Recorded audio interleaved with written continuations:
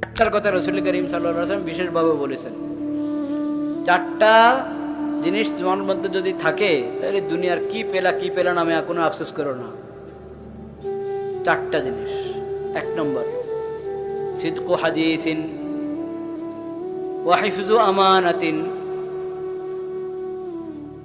ওয়া হুসনু খালিকাতিন ওয়া ইফফাতুন ফি তু'মাতিন। চারটা।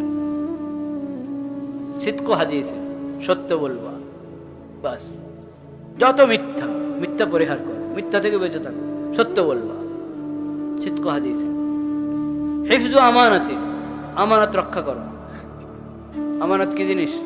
10,000 টাকা একজন আপনার কাছে দিয়েছে, ভাই আমানত রাখো, না? এটা হলো আমানতের একটা প্রকার। আমানত আরো অনেক বিস্তৃত বিষয়, অনেক বিশাল বিষয়। আপনার উপরে যতজনের যত হক আছে, প্রতিটা হক এক একটা আমানত, প্রতিটা হক এক একটা কি